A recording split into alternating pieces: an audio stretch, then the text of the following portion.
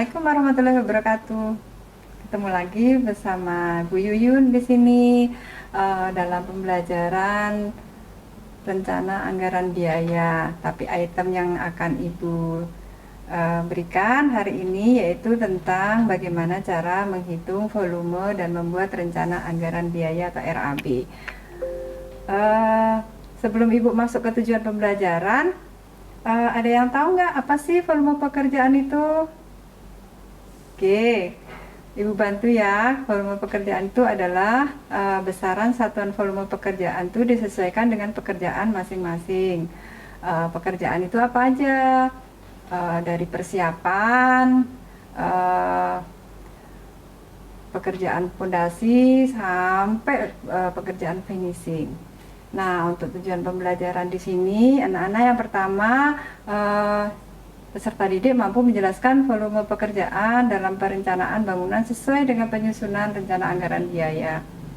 Yang kedua, mampu menghitung volume pekerjaan dalam perencanaan bangunan itu sesuai dengan penyusunan rencana anggaran biaya. Dan yang ketiga, mampu membuat laporan hasil perhitungan volume baik itu secara manual maupun menggunakan perangkat lunak, yaitu kita menggunakan Excel di sini. Nah, apa sih fungsinya dari perhitungan volume pekerjaan konstruksi tersebut? Nah, di sini perhitungan volume pekerjaan tersebut itu bertujuan untuk menghitung banyaknya volume pekerjaan dalam tiap material. Nah, komponennya ada apa aja di sini? Ada volume pekerjaan. Di sini ada satuannya yaitu meter lari, meter persegi, meter kubik, ada buah, unit, ada satuan berat, kilogram, dan lain sebagainya. Dan yang kedua itu ada bahan bangunannya atau materialnya.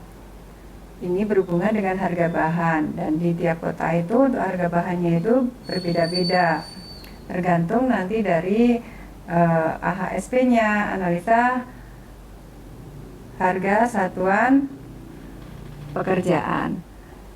Yang ketiga yaitu pekerjaan bangunan. Di sini pekerja bangunan ada yang namanya upah pekerja. Nah, dari ketiga item ini nanti ada analisa pekerjaan. Setelah itu ada yang dinamakan dengan rencana anggaran biaya. Satuan volume pekerjaan itu ada meter kubik, yaitu untuk pasangan, biasanya untuk pasangan batu belah, untuk galian, urukan tanah, dan lain sebagainya.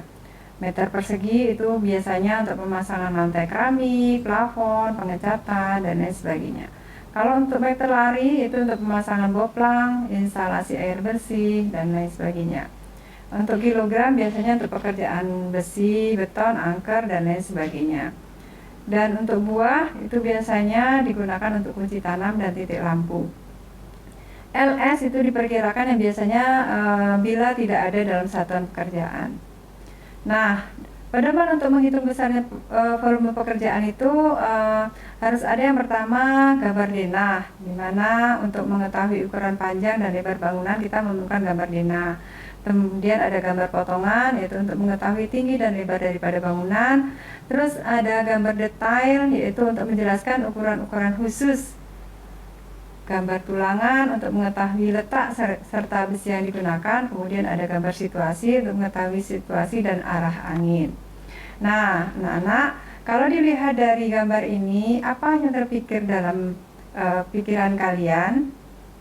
Tentunya dari gambar rumah ini kita dalam angan-angan kita berapa sih kira-kira biaya yang harus kita keluarkan untuk pembangunan rumah ini. Nah, hari ini Ibu akan menjelaskan bagaimana caranya untuk menghitung volume pekerjaan tersebut. Nah, ini ada contoh RAP di sini.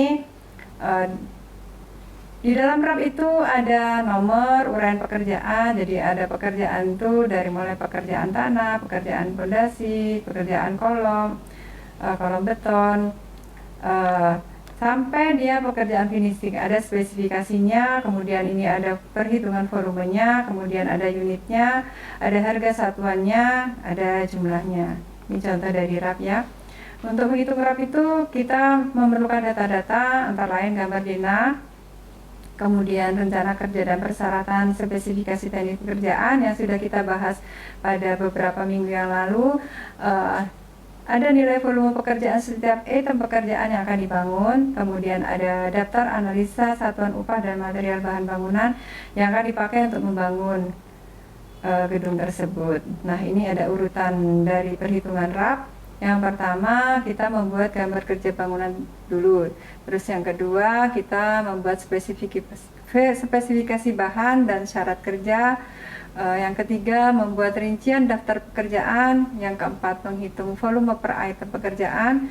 Yang kelima, kita mencari daftar harga bahan dan upah. Yang keenam, menghitung analisa harga satuan per item pekerjaan. Kemudian mengalihkan volume dan analisa harga satuan pekerjaan. Setelah itu, membuat jumlah harga dalam rencana anggaran biaya. Kemudian untuk menambahkan jasa pemborong, itu PPN-nya 10%. Nah, ini ada langkah awal.